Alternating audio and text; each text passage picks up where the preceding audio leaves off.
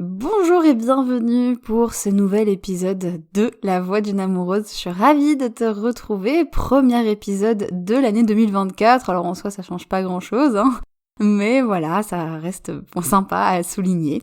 J'espère que tu as passé de bonnes fêtes, que tu vas bien, que ton début d'année se passe bien. Peut-être qu'il s'est passé des choses, peut-être que ça n'a rien changé à la fin de l'année précédente. En clair, voilà, c'est toujours très personnel de ces deux côtés. Je te propose un épisode un petit peu particulier aujourd'hui puisque je me suis posé un peu la question de comment démarrer cette nouvelle année, de quoi je pourrais parler et en fait j'ai très envie de t'inviter à aborder un sujet assez important dans la relation de couple, le fait de s'accrocher à sa relation. On discutait il y a quelques jours avec mon partenaire, on était en train de prendre notre petit déj pour que tu saches tout et en fait on se disait que c'est vrai qu'on est quand même dans une époque où on est dans de la surconsommation de tout, en fait. La surconsommation d'objets, la surconsommation de vêtements, la surconsommation de nourriture, de photos, d'amitié et de relations amoureuses. J'ai pas envie de te dire que c'était mieux avant parce que clairement c'est pas le cas. Toutes les époques ont leurs bonnes et leurs mauvaises choses, comme l'époque de maintenant et comme l'époque d'avant. Mais c'est vrai qu'il y a une autre manière de relationner qui peut peut-être te parler, peut-être que toi tu as déjà vécu des relations assez courtes ou des relations où finalement quand quelque chose ne te convenait pas tu arrêtais la relation, une relation qui était là uniquement pour quelques jours ou pour quelques mois, bref. L'idée c'est pas de te dire que les relations courtes c'est pas bien. Franchement, toutes les relations sont bonnes, peu importe la durée, il y a des fois de magnifiques relations qui peuvent durer un week-end et des relations amoureuses toxiques qui peuvent durer 10 ans. Donc la durée ne fait pas la qualité, surtout pas. Mais souvent, ce qui peut arriver, c'est qu'on ait tendance à ne pas vouloir affronter la réalité du couple. La réalité du couple, c'est que, franchement, c'est une sacrée galère. C'est franchement pas facile d'être en couple. C'est franchement un défi de tous les jours. Vivre avec quelqu'un, c'est vraiment compliqué. C'est un peu comme je pense avoir des enfants. Alors j'ai pas d'enfants donc c'est peut-être pas le meilleur exemple. Mais avoir des enfants, c'est aussi apprendre à cohabiter avec eux. C'est apprendre à cohabiter avec différentes personnalités et c'est pas toujours facile. Dans ta relation de couple, c'est un peu la même chose. Et moi souvent je me balade un petit peu dans les groupes Facebook et je vois des sujets qui disent par exemple aujourd'hui mon partenaire ne m'a pas parlé avant d'aller bosser, ça fait une semaine qu'il me fait pas de bisous avant de partir ou avant de dormir, est-ce que ça ne va plus dans notre couple, est-ce que je dois me séparer, qu'est-ce que je dois faire? Je pense que la première chose à faire, c'est de se dire que finalement, les défis dans la relation de couple, c'est tout à fait normal. Les jours sans ou les jours où c'est un peu plus compliqué, c'est tout à fait normal. Bien sûr qu'il y a des moments où la relation est saine, la relation est stable, la relation est posée, où il se passe rien de négatif, ça arrive, bien sûr. Mais il y a toujours un petit moment où ça va piquer et où ça va être un défi. Et là, la question à se poser, c'est est-ce que j'ai envie d'aller affronter ce défi, même si ça va pas être cool, ou est-ce que je préfère partir? C'est là où je parle un peu de consommation, de surconsommation de relations, c'est-à-dire que parfois quand il y a un petit truc qui coince, on se dit que le mieux à faire c'est de partir et de changer de relation. La plupart du temps, effectivement, c'est mieux, si ça ne se passe pas bien, c'est l'idée quand même de se protéger de ça, mais le petit problème, tu l'as peut-être déjà remarqué, c'est que des fois quand tu décides de quitter ton ou ta partenaire, et que tu te mets avec quelqu'un d'autre, le petit truc qui a fait que tu as quitté ton ex revient dans ta nouvelle relation. Est-ce que tu as remarqué ça? Parce que moi, je me suis rendu compte que même en étant avec mon partenaire depuis plusieurs années, souvent, c'était les mêmes problèmes qui revenaient. C'était les mêmes défis, c'était les mêmes trucs. Donc, il y a un peu ce truc de se dire, tant que j'ai pas résolu ce problème-là, ça va revenir. Alors ce podcast, il est un peu particulier par rapport aux autres, il n'y a pas vraiment de ligne directrice, d'habitude je fais une petite ligne avec ce que j'ai à te dire, etc.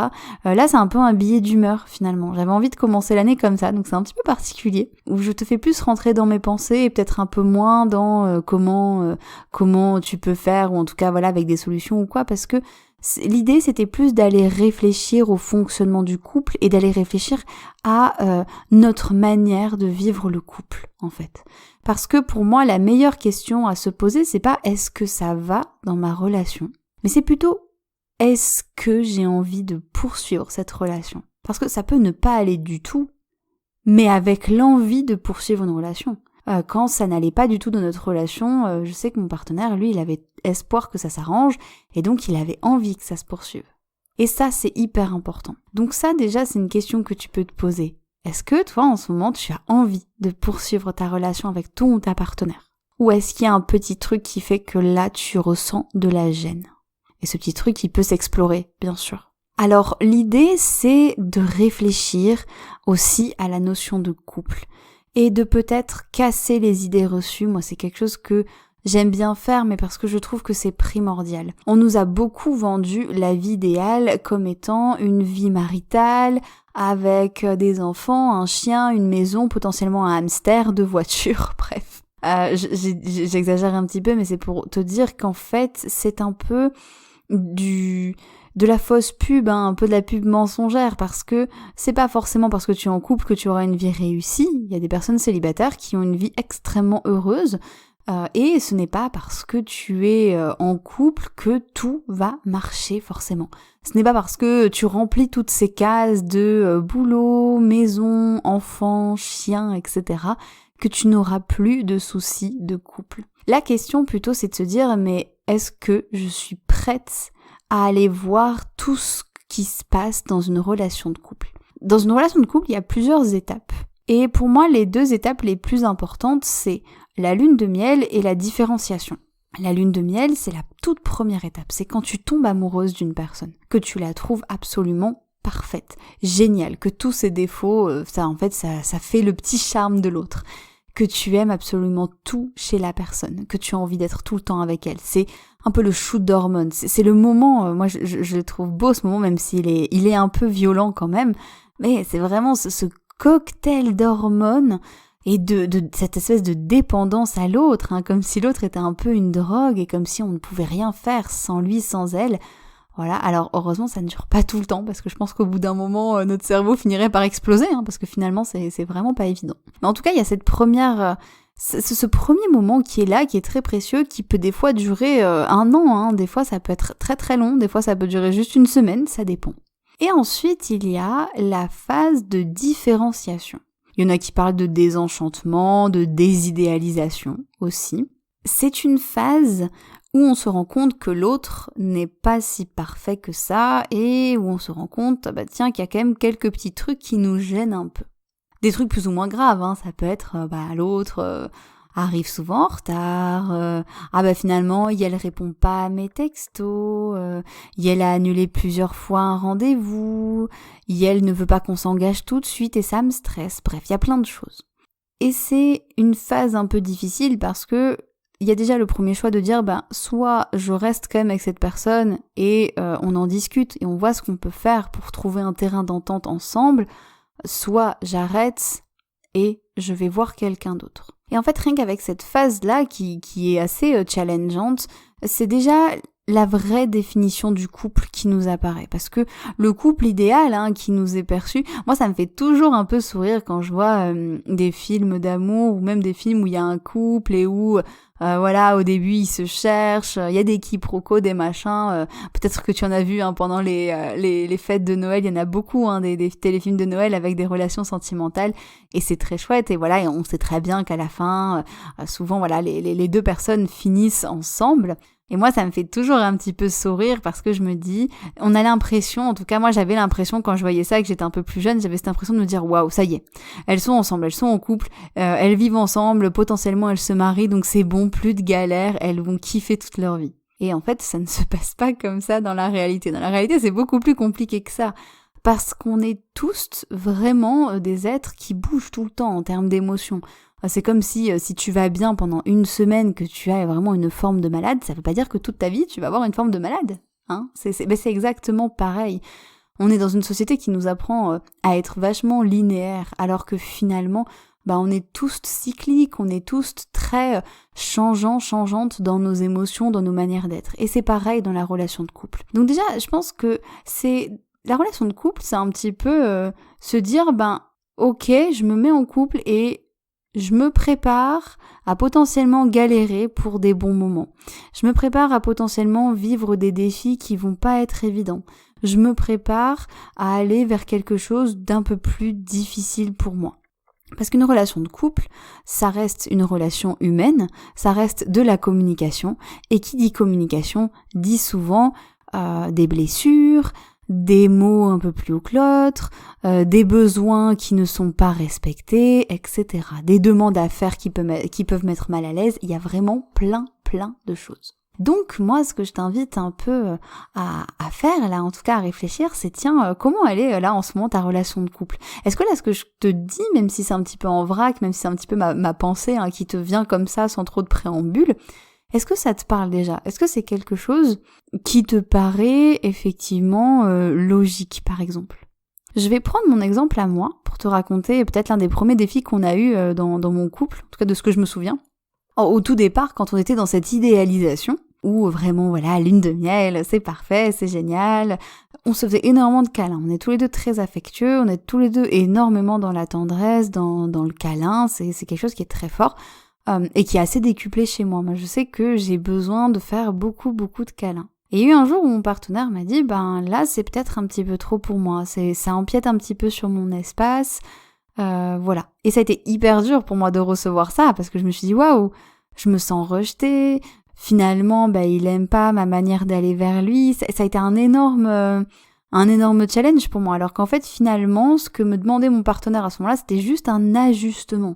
C'était juste ça, et c'était un premier défi de notre relation de couple, c'était mettre un petit ajustement pour que chacun ait sa place et qu'on ne se marche pas l'un sur l'autre, finalement. Donc tu vois, c'est finalement en partant de ces petits défis-là que l'idée c'est de réfléchir. J'aurais pu me dire, non, ça m'intéresse pas, il a pas envie autant de câlins que moi, tant pis, on arrête la relation et je passe à quelqu'un d'autre qui en aura envie.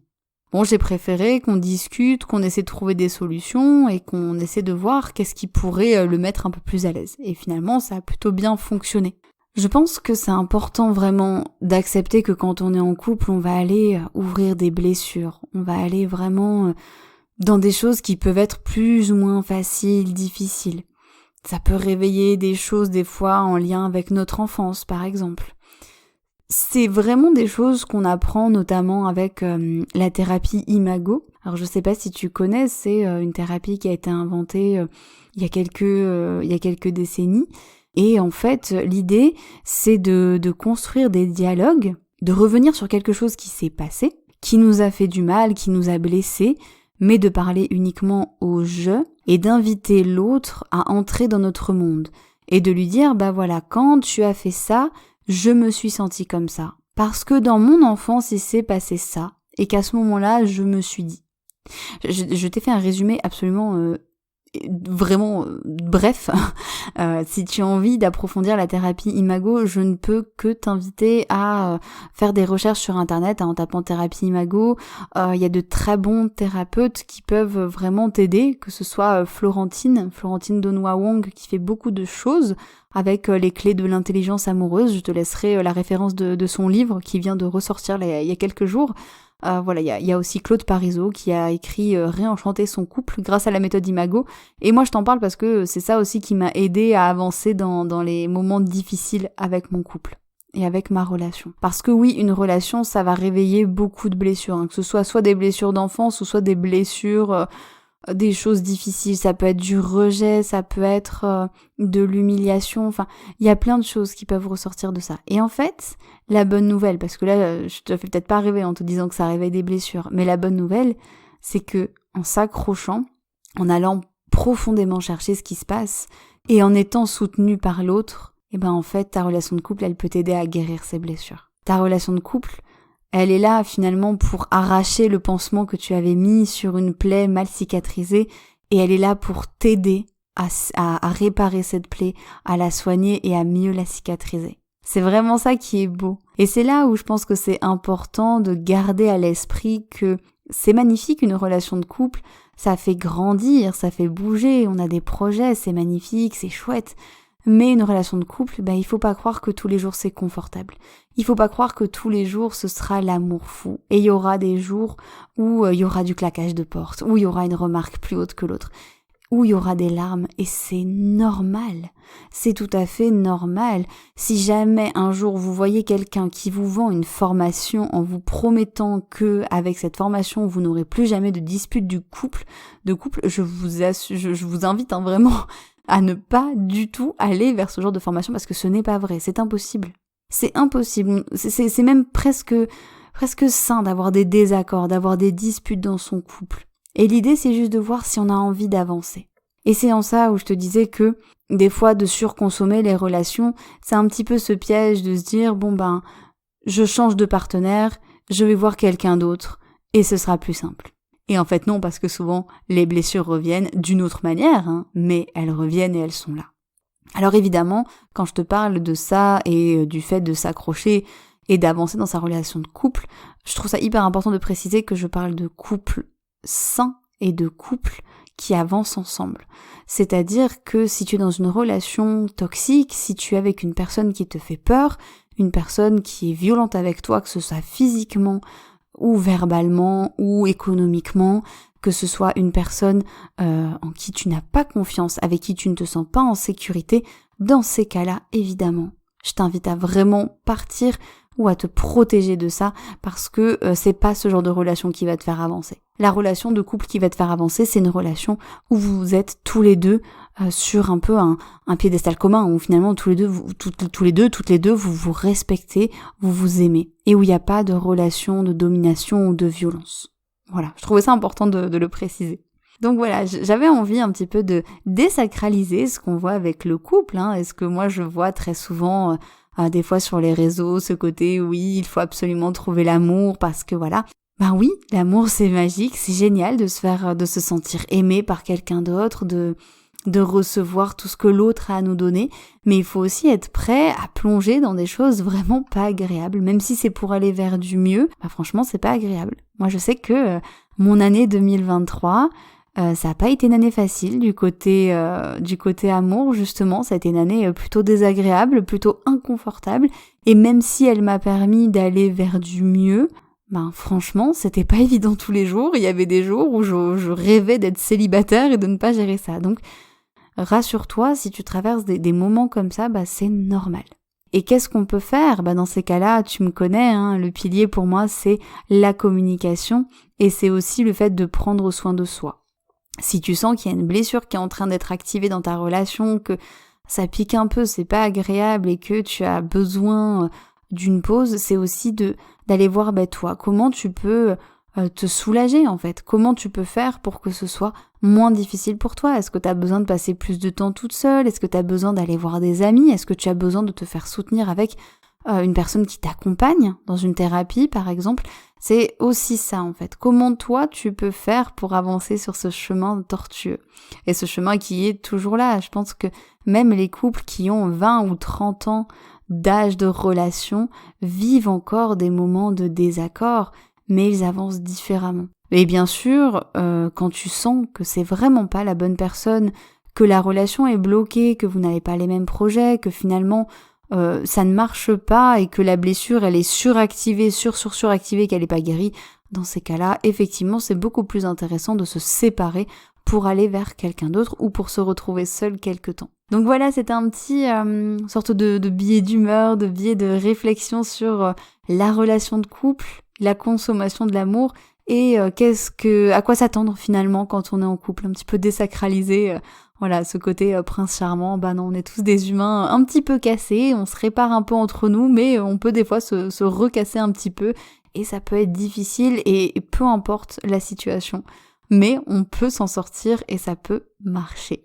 J'espère que cet épisode t'a plu, peut-être que tu as remarqué que le son est un petit peu différent. J'ai eu un micro que m'a offert mon partenaire du coup pour Noël, donc si jamais tu trouves que le son est mieux et moins bien, qu'il y a des différences par rapport aux autres épisodes, je serais curieuse, n'hésite pas à me laisser un petit commentaire pour me dire parce que c'est quand même hyper important et je pense que tu es la meilleure personne pour pouvoir me parler justement du reçu du son pour le podcast et c'est très précieux. N'hésite pas aussi à me faire tes retours, alors si tu écoutes sur YouTube, tu peux laisser un commentaire sous le podcast ou alors tu peux venir sur Facebook, sur la page de Philo Yoni et tu peux laisser un commentaire sous la publication du podcast. justement pour me raconter, comment c'est pour toi? Est-ce que ça te parle tout ce que j'ai dit sur la relation de couple? Est-ce que toi aussi t'as ressenti ce besoin de désacraliser tout ça? Ou est-ce qu'au contraire, toi vraiment, tu as réussi à avoir un idéal de vie extrêmement fort avec ta relation amoureuse? Voilà, je suis assez curieuse, donc n'hésite pas à venir partager. Si l'épisode t'a plu, n'hésite pas aussi à mettre des étoiles sur la plateforme de podcast que tu utilises pour écouter l'épisode. Et surtout, si tu as besoin d'aide, si tu as besoin d'y voir un peu plus clair dans ta relation et si justement il y a une blessure, tu sens en ce moment qui est en train de se réveiller, ça peut être vraiment la peur de l'engagement, ça peut être une sensation d'être abandonné, d'être rejeté, un souvenir d'enfance qui te titille un petit peu, des choses toutes bêtes, hein. Des fois ça peut être mon partenaire, ma partenaire a fait ça et ça m'a vraiment mis dans un état émotionnel très fort et je sais pas quoi faire avec. Bref, si tu as besoin d'aide pour aller traverser cette désidéalisation ou cette phase de réactivation des blessures, sache que je suis là et que c'est aussi pour ça que je propose des accompagnements en solo. Parce que même si on est en couple, on est avant tout une personne. Et pour avancer dans la relation de couple plutôt, c'est important que chaque personne fasse un petit bout du chemin. Donc si tu as besoin d'un petit peu d'aide à ce moment-là, si tu as besoin d'être accompagné, ça peut être pour une séance ou pour plusieurs. Ça, c'est toi qui ressens ce qui est le mieux pour toi. Tu peux soit me contacter, je vais te laisser tous les liens pour me contacter en dessous du podcast, et puis tu as l'adresse mail celine.filoyoni@gmail.com. Filoyoni, c'est Philoyoni, et je te laisserai aussi le lien pour réserver une séance. T'auras rien à penser puisque tu auras directement un calendrier qui va s'afficher avec mes disponibilités pour 1h de séance, voilà. Et tu vas pouvoir choisir le jour et l'heure qui te correspond le mieux. Et si jamais tu ne trouves pas, n'hésite pas à me contacter. Tu m'envoies un petit mail, tu me dis là tes dispo me conviennent pas, est-ce qu'on peut essayer un autre créneau? Et tu me dis et moi je te répondrai si c'est possible ou pas. Mais en tout cas voilà, si t'as besoin de traverser ce moment-là, surtout n'hésite pas.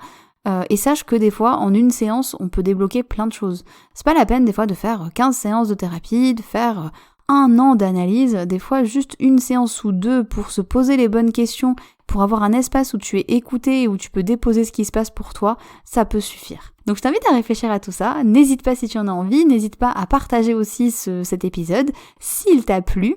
Et puis moi je te retrouve la semaine prochaine pour un nouvel épisode de La Voix d'une amoureuse. Et d'ici là, je te souhaite une merveilleuse année 2024. Merci d'être à mon écoute.